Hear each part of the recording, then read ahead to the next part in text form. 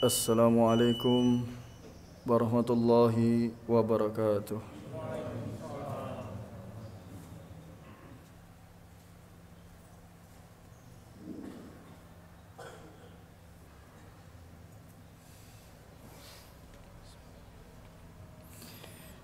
Innal hamdalillah nahmaduhu wa nasta'inuhu wa nastaghfiruh wa na'udzu billahi min shururi anfusina wa min sayyiati a'malina may yahdihillahu fala mudilla lahu wa may yudlil falan tajid lahu waliyan mursyida.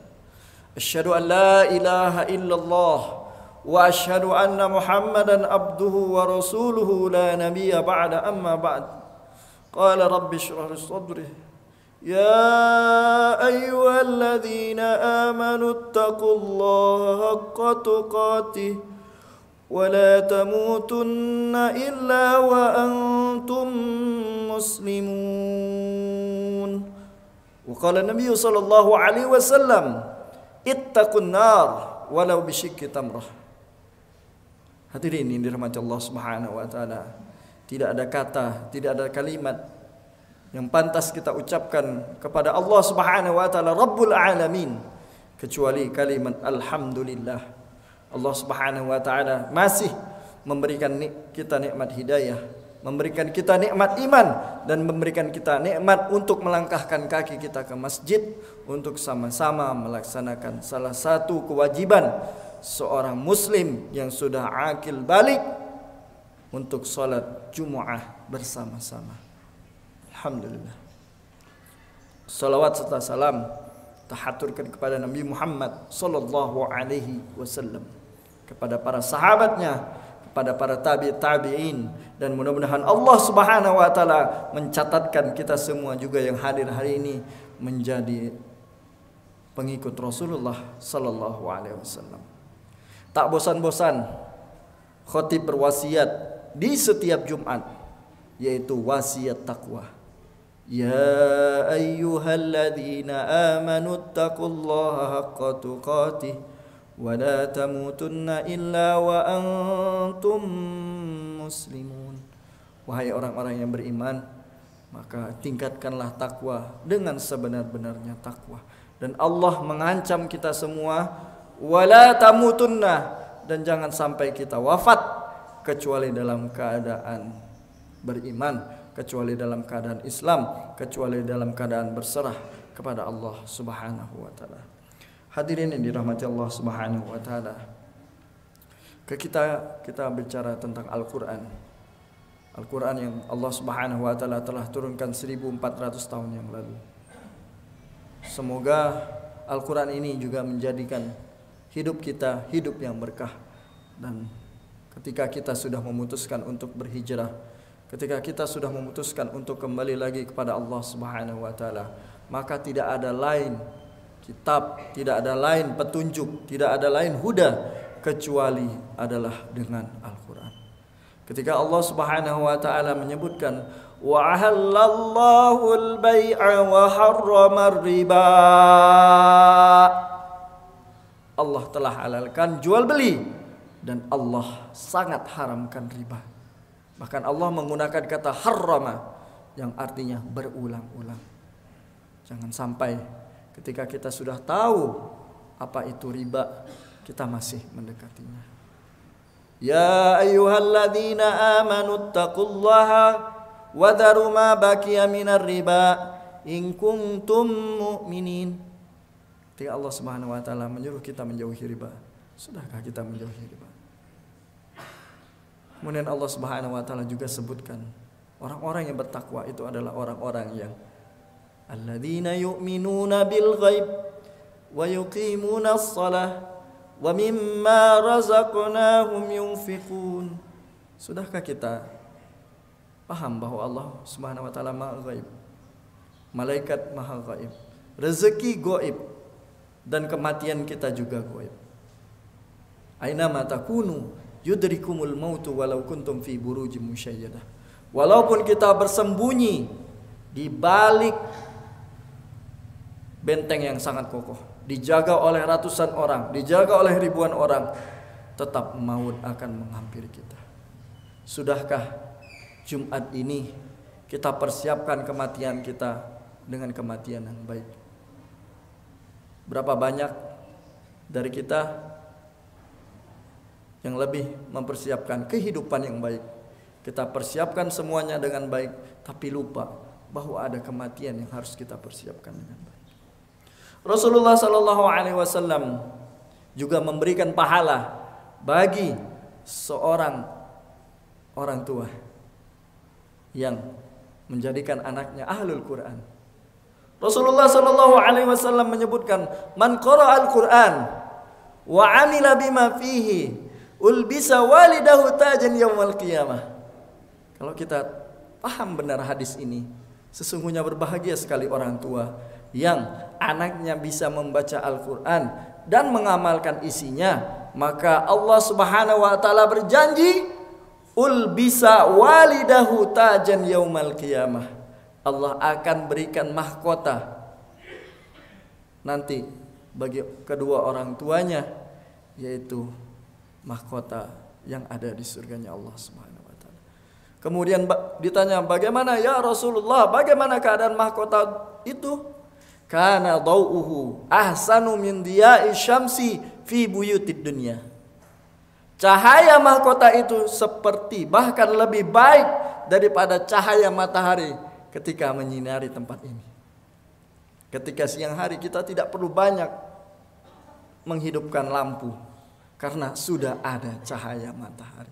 Begitu pula Allah Subhanahu wa ta'ala menjanjikan bagi orang tua yang mendidik anaknya, yang mensekolahkan anaknya, yang mengarahkan anaknya untuk menjadi orang-orang yang bisa membaca Al-Quran dan mengamalkannya, maka orang tuanya akan mendapatkan kehormatan nanti di surganya Allah Subhanahu wa ta'ala.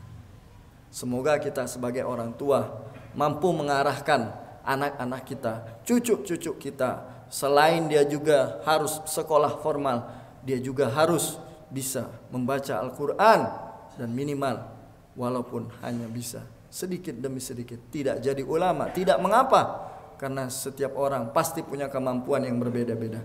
Tetapi Rasulullah SAW sebutkan dua saja kriterianya, yaitu anak tersebut bisa baca Al-Quran dan mengamalkan isi Al-Quran.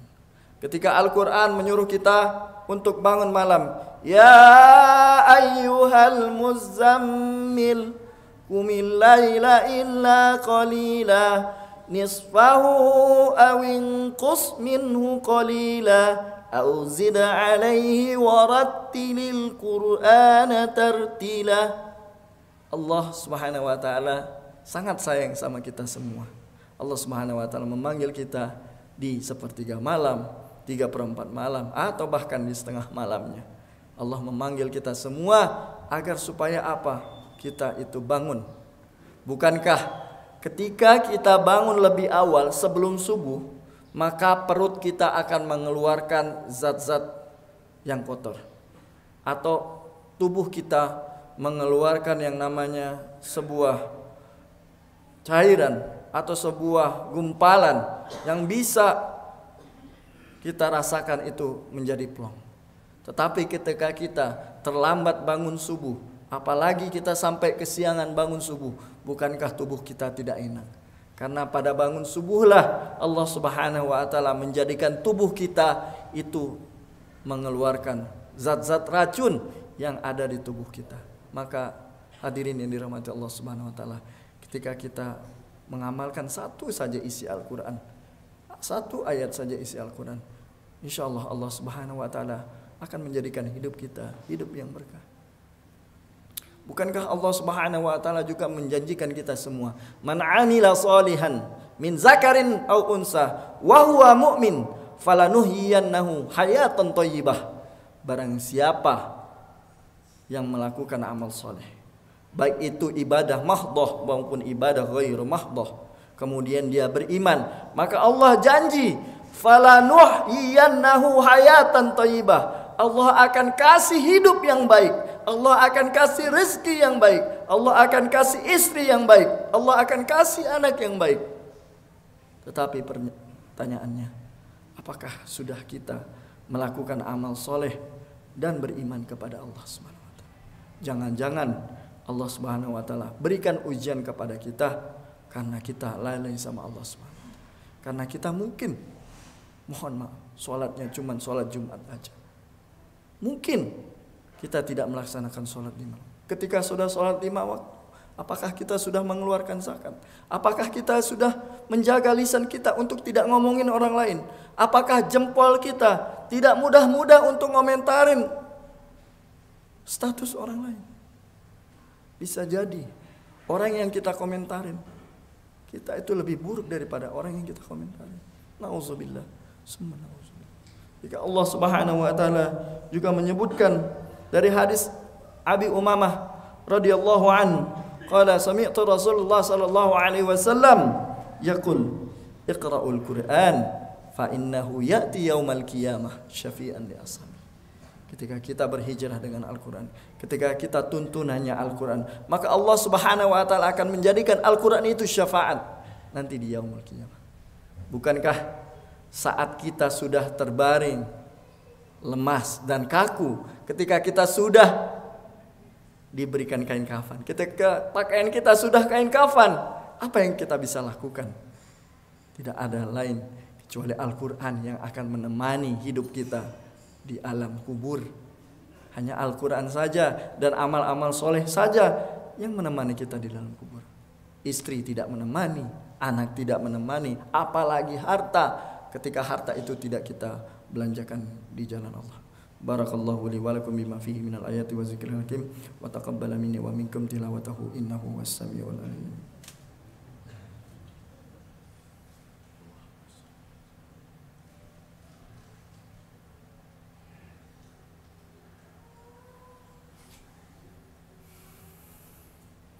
Innal hamdalillah nahmaduhu wa nasta'inuhu wa nastaghfir wa na'udzu billahi min syururi anfusina wa min sayyiati a'malina may yahdihillahu fala mudilla lahu wa may yudlil falan tajida lahu waliyan mursyida asyhadu an la ilaha illallah wa asyhadu anna muhammadan abduhu wa rasuluhu la nabiyya ba'da amma ba'd.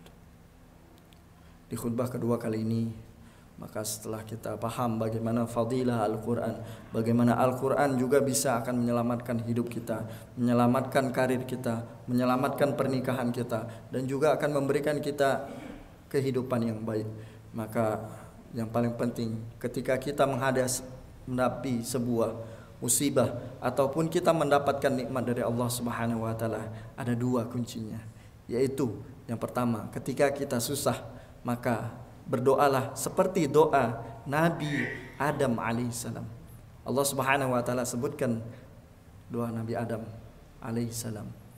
Rabbana zalamna anfusana wa illam taghfir lana wa tarhamna lanakunanna minal khasirin.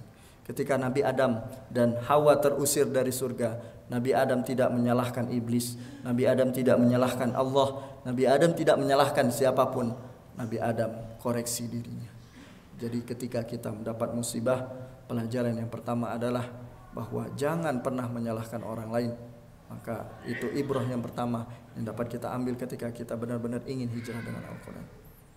Kemudian yang kedua, ketika kita mendapatkan nikmat, ketika kita jabatan makin tinggi, mobil makin bagus, rumah makin bagus, usaha makin banyak, outlet makin banyak, saldo makin banyak, maka yang harus kita lakukan adalah cepat-cepat istighfar kepada Allah Subhanahu wa taala dan berdoa seperti doanya Nabi Sulaiman alaihissalam. Qala hadza min fadli rabbi liyabluwani aashkuru am akfur.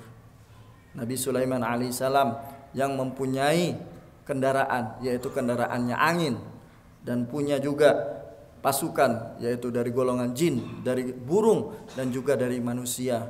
Maka Nabi Sulaiman langsung bilang kepada Allah Subhanahu wa taala, haza min fadli rabbi. Ini adalah karunia Allah Subhanahu wa taala.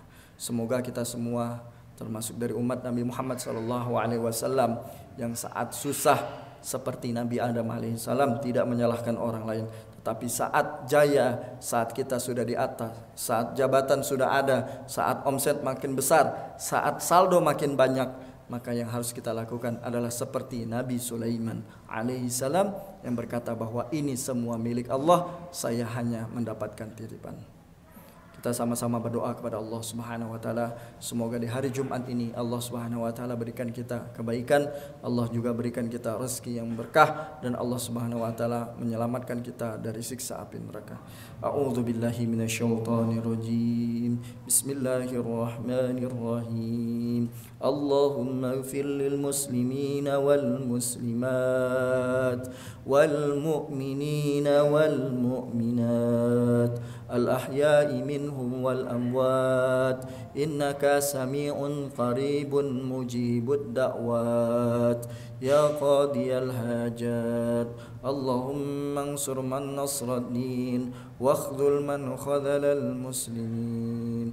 Allahumma inna nas'aluka salamatan fid din wa afiyatan fil jasad wa barakatan fir rizq wa taubatan qabla al maut wa rahmatan indal maut wa maghfiratan ba'dal maut. Allahumma zukna fahman nabiyyin wa hifzal mursalin wa ilhamal malaikatikal muqarrabin.